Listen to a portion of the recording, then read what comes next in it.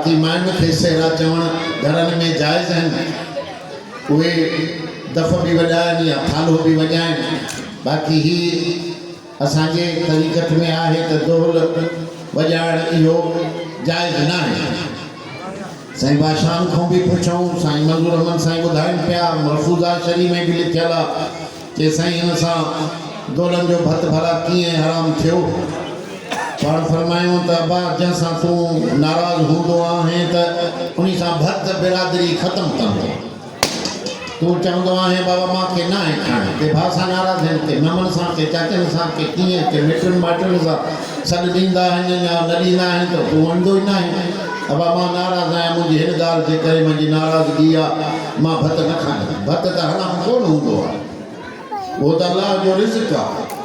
नाराज़गी जे करे माण्हू भत न खाईंदो आहे। तीअं ही बि शरीयत जो हुकुम आहे, पीर साईंजन जो फरमान आहे, भत वारनि सां तव्हां न खाओ। मदीने वारे साईं फरमाए त ढोल वारनि सां तव्हां ढोल वारनि सां न खाओ। पीर साईंजन जो बि इहो ई फरमान आहे त ढोल वारनि सां तव्हां भत न खाओ। मुंहिंजा सुना पोइ नाराज़गी जे करे ऐं उन जे हुकुम जे करे ढोल वारनि सां असां न खाईंदा आहियूं। पर हाणे अॼु मिटियूं माइटियूं घणियूं थी वयूं आहिनि, घणा उसूल वधी विया आहिनि, छॾण बि ॾुखियो थो लॻे, त करे माण्हू विच में न वेही ढोल वॼाइनि, शर्मायूं वॼाइनि, त विच में वेही उहे डांसूं ॾिसे ऐं इहे कलरनि जा नाच ॾिसे, सख़्तु हराम आहे। मुंहिंजा सुहिणा इहो मालिकनि जी मनव आहे। बाक़ी हाणे मिटी माइटी आहे, पोइ वञी माण्हू मुबारकी ॾेई अचे।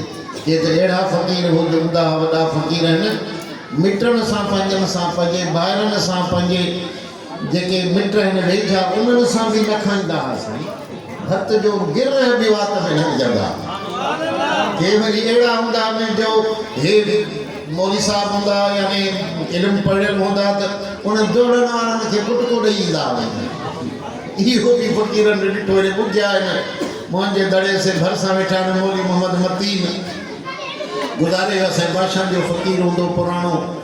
इहो ढोल पिया वॼाइण वेठा आहिनि, घरे बाबा तूं ढोल शादी में न वॼायो, असां न ईंदासीं, न खाईंदासीं। त बि उहो उन्हनि जा माइट न मुड़िया बा, हे कुझु ताक़त वारो हुयो, हवा लठ खणी ढोल वारनि खे कुटे भॼाए मुल्क खे सॼो साफ़ु करे छॾियो। हाणे कुटण वुटण असां में न आहे, छोड़ा तंहिं करे त माण्हू न खाए त बसि उहो सही आहे।